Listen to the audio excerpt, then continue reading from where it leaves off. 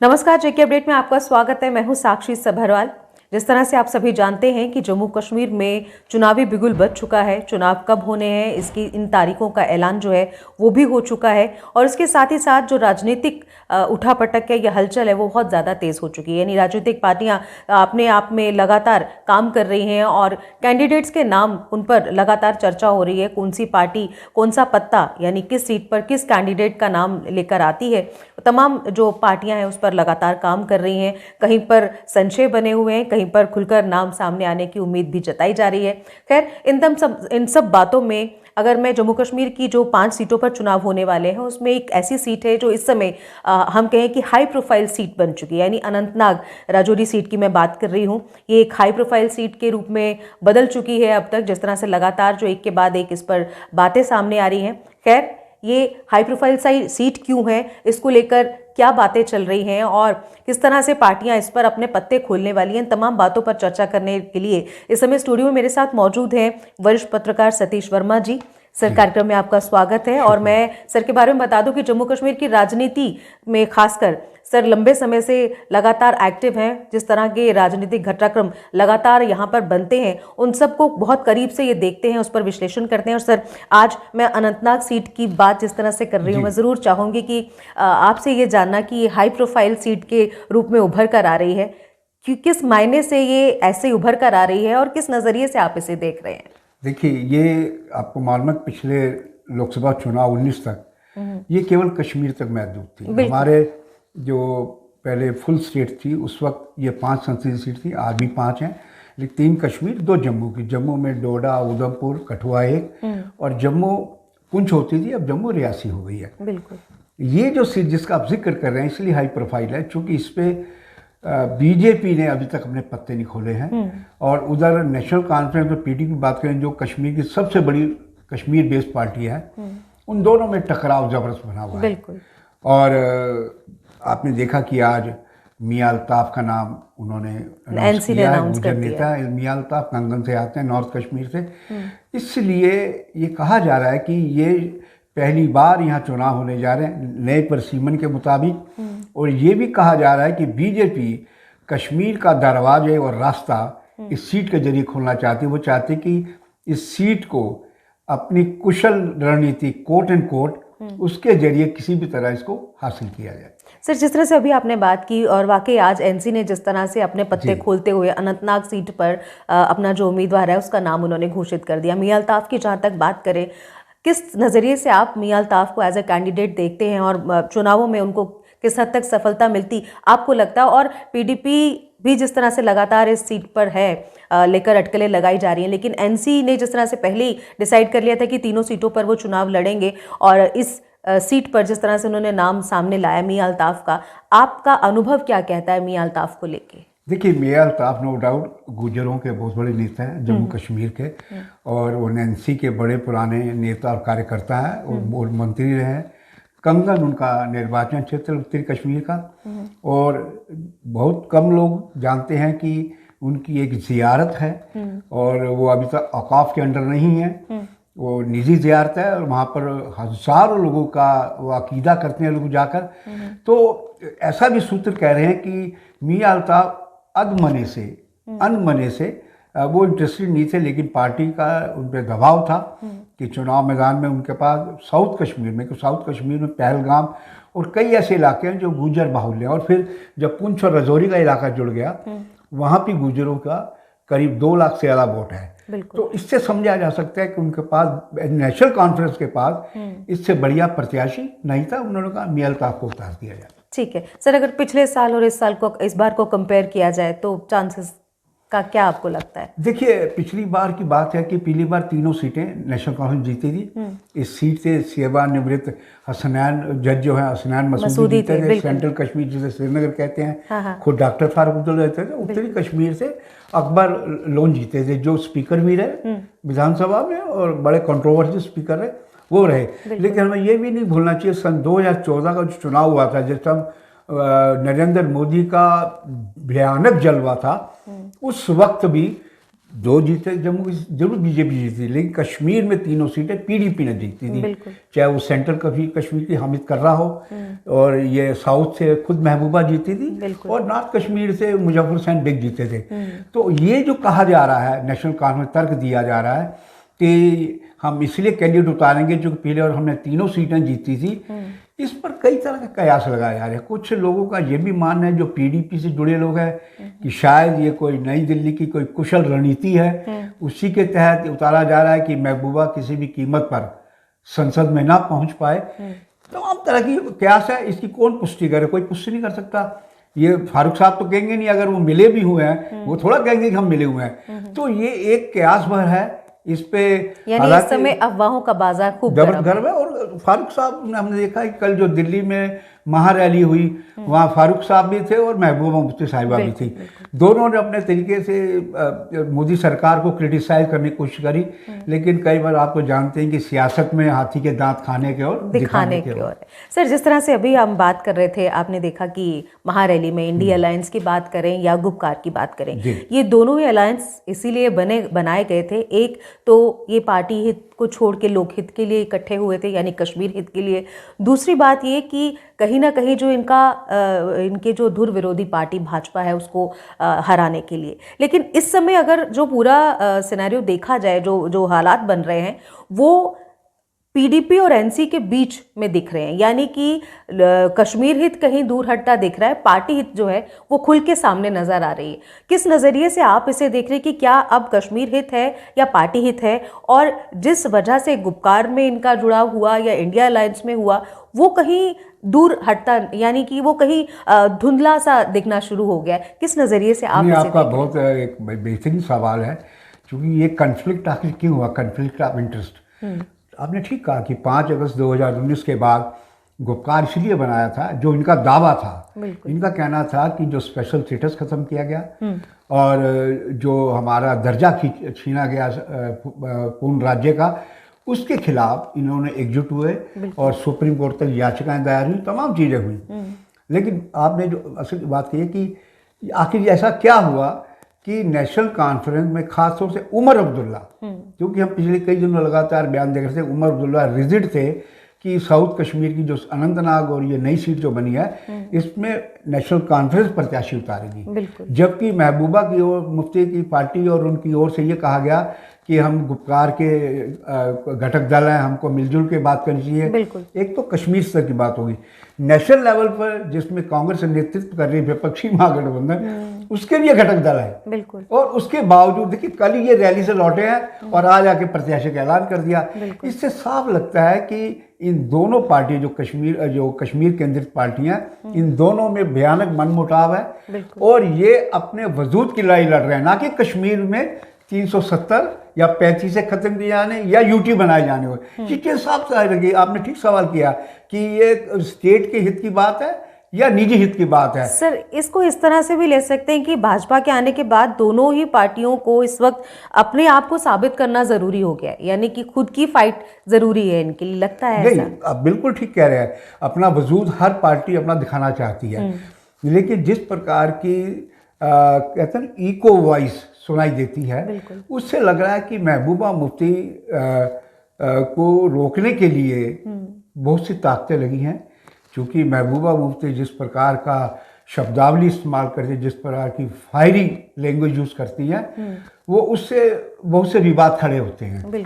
तो इस तरह का कहा भी जा रहा है कि जिस तरह JKCA का मामला था, जम्मू कश्मीर क्रिकेट एसोसिएशन का, जिसमें स्कैंडल फारूक साहब को तलब किया था ईडी ने, उसके बाद फारूक साहब के 2 बयान ऐसे हैं जिसके बाद वो बुलावा पता नहीं कहाँ लुप्त हो गया, अदृश्य हो गया। तो ये भी इस प्रकार के आरोप हैं, कयास है कि कहीं ये ना हो कि ये किसी कुशल रणनीति का हिस्सा ना हो कि अपना प्रत्याशी खड़ा करे। लेकिन इतना जरूर है, चूंकि ये गुजर है अल्ताफ, मियां अल्ताफ, मैंने आपने को मालूम है जिक्र किया, और दूसरा ये है कि जो कॉन्स्टिट्यूंसी जोड़ी है राजौरी पुंछ, उसमें गुज्जर समुदाय से बहुत ज़्यादा वोट जो है वो पहाड़ी कबीले के हैं, उसमें हिंदू भी हैं, मुसलमान भी हैं। तो अब देखना दिलचस्प ये होगा कि क्या बीजेपी, एक असद चौधरी IAS अधिकारी हैं, DC रहे कश्मीर में, और ऐसा भी सूत्र कह रहे हैं, शायद वो नई दिल्ली में मौजूद हैं इस वक्त। अगर गुजर के मुकाबले बीजेपी गुजर देती है तो स्वाभाविक तौर है कि जो पहाड़ी मतदाता है उस पर वोट डिवीजन लाजमी तौर पर होगा। अभी तो पहाड़ी ये कह रहा है चूंकि मोदी सरकार ने हमें हक दिया, पहला वोट इस बार हम मोदी को देंगे। ये इन मेजॉरिटी पहाड़ी कबीला, चाहे हिंदू है या मुसलमान है, वो अलग बात है कि वोट किसी को नहीं पता होता। आज छोटे भाई का नहीं पता वोट कहाँ डाल के जा रहा है, घर का नहीं पता होता। लेकिन उनका जो एक ओपन स्टेटमेंट है वो ये है, अगर उनकी तरफ से भी, बीजेपी की तरफ से उस IAS अधिकारी को, असद चौधरी को अगर उतारा था, अगर कह रहा हूँ, तो फिर ये चुनाव और ज़्यादा दिलचस्प हो जाएगा। और ये बात साफ दिखाई देगी। मुझसे आज सवेरे मैंने कई गुजर ऐसे पहाड़ी लीडरों से बात की जिनके परिवार के लोगों ने तैयारी 70 के दशक में शुरू की थी आरक्षण को लेकर। उनका भी कहना था, नाम ना बताने की शर्त पर, कि देखिए कैंडिडेट कोई भी आए किसी पार्टी से, बीजेपी से, कहीं से, लेकिन पहाड़ी वोट में डिवीजन लाजमी होगा, ये उनका दावा था। और ये वो लोग कह रहे, उस परिवार के लोग कह रहे थे जिन्होंने इस तहरीक को शुरू किया था, पहाड़ी ST रिजर्वेशन मिले। तो हम समझते हैं हमें इंतजार करना होगा, क्योंकि बीजेपी ने अभी पत्ते नहीं खोले, और जब पत्ते खोलेगी ये ना हो कि कहीं किसी प्रॉक्सी कैंडिडेट को अपना ऑफिशियल कैंडिडेट होकर, असद चौधरी है, रविंदर रैना है, डॉक्टर क्या नाम है उसका, वो जो मैडम है जिन्होंने बीजेपी NCC, शहनाज गनई, और भी हो सकते हैं जो जिनके नाम पे चर्चा हो। लेकिन देखना दिलचस्प होगा बीजेपी का कैंडिडेट कौन आता है। सारा समीकरण वो कैंडिडेट आगे वो उस दिन बनाएगा और बदलेगा। अच्छा सर, जिस तरह से आपने बात की कि बीजेपी जो है किस तरह का कैंडिडेट लाती है, प्रॉक्सी कैंडिडेट आता है या कोई भी है, इसके अलावा गुलाम नबी आज़ाद के नाम की चर्चा भी लगातार बनी हुई है कि शायद उस सीट से गुलाम नबी आज़ाद का नाम सामने ना आए। किस तरह की अटकलें गुलाम नबी आज़ाद के नाम को लेकर लगाई जा रही हैं और किस तरह के समीकरण तब बदलेंगे अगर गुलाम नबी आज़ाद सामने आते हैं? देखिए, आज़ाद साहब के लिए प्रॉब्लम यह है कि उन्होंने करीब 4 दशक से ज़्यादा समय तक कांग्रेस के अंदर सत्ता का सुख भोगा। अपनी उनकी एक हनक थी जम्मू कश्मीर के मामले में, और उसी दौरान जो पहाड़ी कबीले के जो उस टाइम के नेता रहे जिन्होंने शुरुआत की इस आंदोलन की कि हमें ST कैटेगरी दी जाए, उनके परिजनों का कहना, इवन मुर्तज़ा खान जो हैं, जो कि मुजफ्फर सैनबे के खास माने आज जो पहाड़ी प्रमुख नेता हैं, सीनियर एडवोकेट भी हैं, उनका भी मैं कहीं स्टेटमेंट पढ़ रहा था, उनका भी ये कहना था कि गुलाम नबी आज़ाद जब सेंटर में थे कांग्रेस में, तो हमें स्टेटस कांग्रेस देने को तैयार थी, लेकिन इनकी वजह से स्टेटस हमें नहीं मिल पाया। तो आप समझ सकते हैं कि अगर proxy candidate BJP Ghulam Nabi Azad को उतारती है तो उसमें उसके लिए बीजेपी के लिए बड़ी दिक्कतें खड़ी होंगी। और ये भी एक बयान है कि गुलाम नबी आज़ाद ने खुद एक निजी टीवी चैनल में कहा था सवाल के जवाब में कि हम कुछ लोग लाइक माइंडेड हैं, जैसे अल्ताफ बुखारी है जम्मू कश्मीर अपनी पार्टी के, या सज्जाद लोग हैं पीपल्स कॉन्फ्रेंस के, या और धड़े हैं, हम सब मिलके एक फ्रंट बनाते हैं जो एक महागठबंधन होगा और मिलकर लड़ाई लड़ेंगे। वो सीधा इशारा सब जानते हैं कि सज्जाद लोग मोदी को अपना बड़ा भाई कहते रहे हैं, बीजेपी कोटे से वो बीजेपी सरकार में कबीना मंत्री रहे हैं, और अल्ताफ बुखारी खुद कह चुके हैं गुलाम नबी आज़ाद बी टीम है, उनके बारे में इस तरह के सवाल खड़े होते हैं। तो कुल मिलाकर हम देखें तो गुलाम नबी आज़ाद अगर प्रॉक्सी बनते हैं कैंडिडेट बीजेपी की और उनके ऑफिशियल कैंडिडेट बनते, तब भी बीजेपी के लिए राह बड़ी मुश्किल होगी।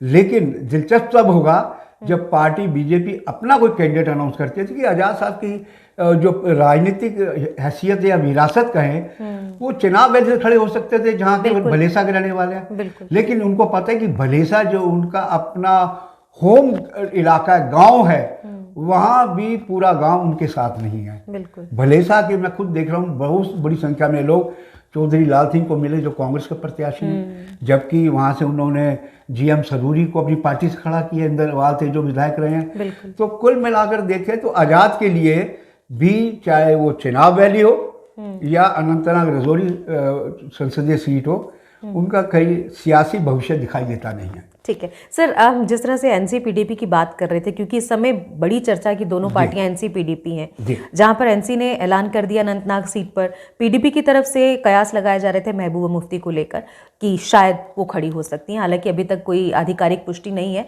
लेकिन चूंकि चर्चाओं का बाजार जो है वो गर्म है और लगातार चर्चाएं हो रही हैं, बीजेपी ने भी अभी तक पत्ते नहीं खोले हैं, तो अगर एनसी-पीडीपी इस सीट पर आमने सामने हो जाती हैं तो कहीं ना कहीं जो कयास लग रहे हैं, जो बातें हो रही हैं, वो फायदा देती हुई किसी और को दिख रही हैं। लोग ऐसा मान रहे हैं कि अगर ये दोनों आपस में लड़ती हैं तो फायदा तो कोई तीसरा ले जाएगा। तो आपका अनुभव इस सीट पर इस तरह का, अगर आपसी ये आपस में दोनों आमने सामने जिस तरह से दिख रहे हैं ऐसा होता है, तो फिर फायदा किसको होता है? देखिए, अगर ये बीजेपी में फिर दोहराऊं, बीजेपी अगर असद चौधरी को, जो आईएएस अधिकारी है, क्योंकि उनको नाम को लेकर बड़ा र्यूमर भी है, कयास भी है, ये भी कहा जा रहा है कि वो नई दिल्ली में बुलाए गए मौजूद हैं, उनको ये भी भरोसा दिया गया है कि अगर लूज करते हैं आपको फिर शाह फैजल की तरह जैसे चुनाव लड़ा फिर बहाल कर दिया नौकरी में, तो इस तरह का उनको आश्वासन दिया जा रहा है। लेकिन उसका हमें लगता है कि बीजेपी को असद चौधरी को उतारने, चूंकि वो गुर्जर समुदाय से आते हैं और गुर्जर समुदाय मियां अल्ताफ है सामने गुर्जर समुदाय से,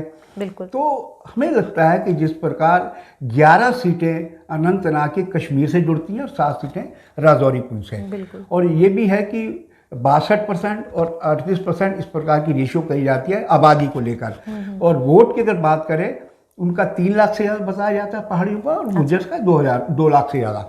तो उस नाते अगर कोई पहाड़ी कैंडिडेट खड़ा किया जाता है बीजेपी की ओर से, तो ये तो समझ लीजिए कि बीजेपी को थाली में परोस के ये दोनों की लड़ाई जो है पीडीपी और एनसी की, वो कहीं बीजेपी के लिए फायदेमंद साबित ना हो। बिल्कुल सर, एक चीज़ और, जिस तरह से आप, चूंकि आपका लंबा अनुभव रहा है, लगातार आपकी नज़र भी यहाँ की राजनीति पे बनी हुई है, जो हर पार्टी की कोशिश है कि पहाड़ी वोट को है वो पकड़ा जाए, उसको कहीं भी जाने ना दिया जाए, और लगातार ऐसे कैंडिडेट्स को ढूंढा जा रहा है जो जिनकी पकड़ यहाँ पर ज़्यादा हो।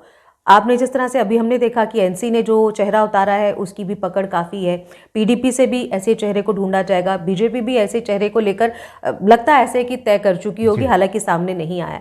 तो किस तरह से पहाड़ियों को साथ जोड़ने की कोशिश की जाएगी और किस तरह से कैंडिडेट पर फोकस किया जाएगा, और अगर ऐसा नहीं हो पाता है तो पहाड़ी लोग जो है वो किस तरह से करवट बदल सकते हैं, उनके क्या मायने आप देखते हैं? देखिए, जब ये एनसी से आपको मालूम है मुश्ताक बुखारी जो एमएलसी थे नेशनल कॉन्फ्रेंस के, पहाड़ी उम्र से आते हैं, वो भी पुरानी तहरीक से पहाड़ियों को एसटी का दर्जा मिले वो जुड़े रहे।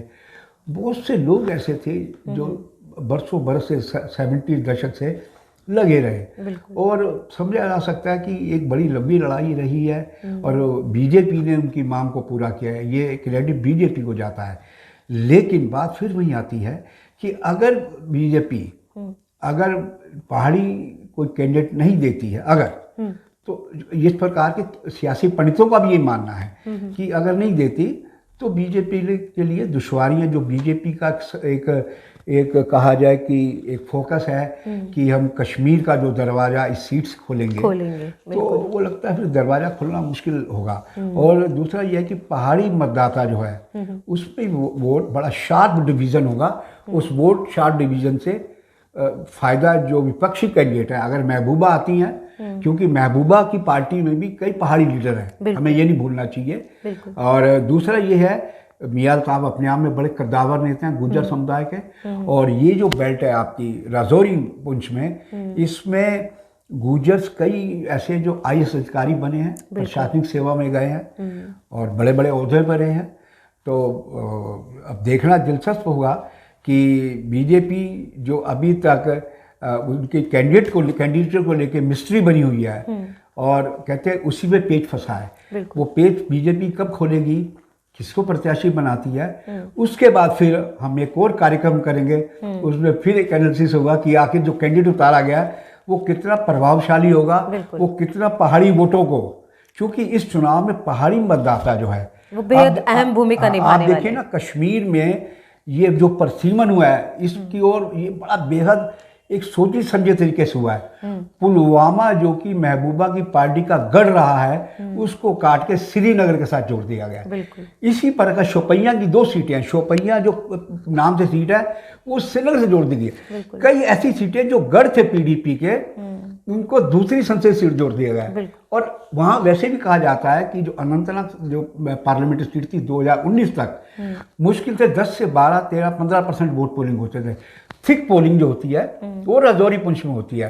एक तरफ 11 विधानसभा क्षेत्र है, एक तरफ 7 विधानसभा क्षेत्र है, लेकिन फिर भी जो वोट का रेशियो आएगा आप देखेंगे कि सबसे ज़्यादा वोटिंग जो है इस बेल्ट में होगी, पुंछ और राजौरी में। लेकिन नतीजे की जहां तक बात है वो तो मतदाता बताएगा, लेकिन कयास जो लगेंगे वो बीजेपी जिस दिन अपने पत्ते खोलेगी उस दिन बहुत सी चीजें साफ होनी शुरू हो जाएंगी। बिल्कुल बिल्कुल सर, जिस तरह से आज हमने बात की कि अनंतनाग जो हाई प्रोफाइल सीट अब तक मानी जा रही थी उसके क्या मायने हैं, एनसी ने अपने कैंडिडेट को अनाउंस किया और उसके बाद बाकी पार्टियों का किस तरह से रवैया रहेगा और कैसे कैंडिडेट्स उतारने की कोशिश रहेगी, खैर ये तो आने वाला वक्त बताएगा। और बहुत कम समय अब रह गया है जब जल्दी सारी स्थिति साफ हो जाएगी। तीसरे चरण का मतदान है बिल्कुल 7 मई को, तो ये देखना जरूर दिलचस्प हो जाएगा इस बार कि जम्मू कश्मीर की राजनीति क्या रंग लेती है और किस पार्टी को कितना सहयोग जो है जनता से मिलता है। तो आज की इस चर्चा को यहीं पर विराम देते हुए मुझे और सर को दीजिए इजाजत। नमस्कार।